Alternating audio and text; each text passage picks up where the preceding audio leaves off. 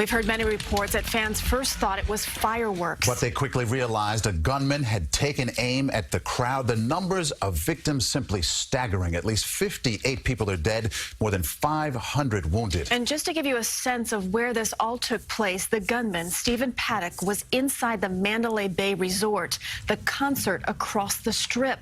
Investigators say that he used two windows on the 32nd floor to shoot down into the crowd, roughly 950 feet below. We have team coverage of this tragedy. Let's begin with CBS 2's Alice Gaynor and how it all unfolded. Alice? Maurice and Christina, brother of the Las Vegas shooter, says former accountant Stephen Paddock was a multimillionaire who made much of his money investing in real estate. Law enforcement says the suspect wasn't on their radar, and when asked about a motive, the sheriff said he couldn't get into the mind of a psychopath at this point.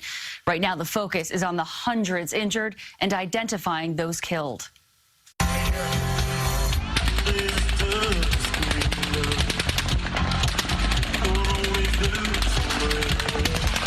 The hail of bullets seemed never-ending to concertgoers. I thought this has to stop at any minute. This is a bad situation, but at least it's going to be over soon. Confusion as many got on the ground ducking. Then, after pausing to reload,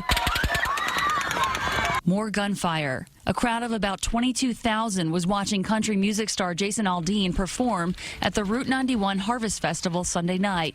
Many thought the gunshots were fireworks. Until people started dropping. You could see people getting shot and people falling. I saw people in front of me get hit with bullets. About 5 feet next to me, I saw a man who had a gunshot wound right under his neck right here. And that's when I knew that something wasn't right and that it was time to, just fight or flight and get out of there. We have an active shooter. We have an active shooter inside the warehouse. Some took off running. Why is there blood? He's coming from upstairs in the Mandalay Bay.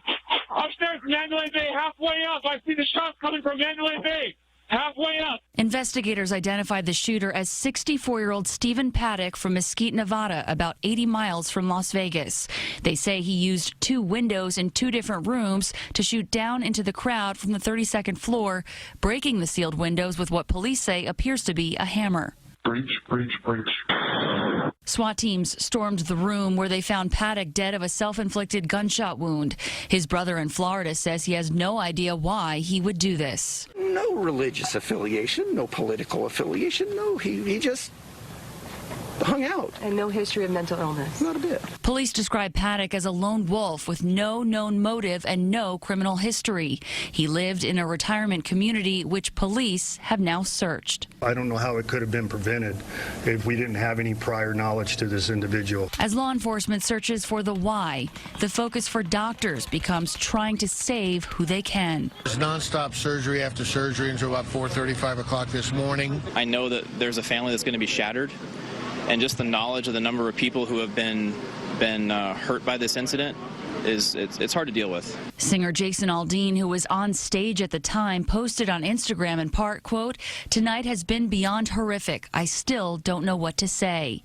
It hurts my heart that this would happen to anyone who was just coming out to enjoy what should have been a fun night." And police say the hundreds injured were taken to 5 hospitals. One received some as young as 16 and 17 years old. And we're starting to learn a little bit more about the victims. A registered nurse who died shielding his wife, a middle school special education teacher, and the only son of a Canadian couple. Police say identifying everyone will be a long process. Maurice and Christine.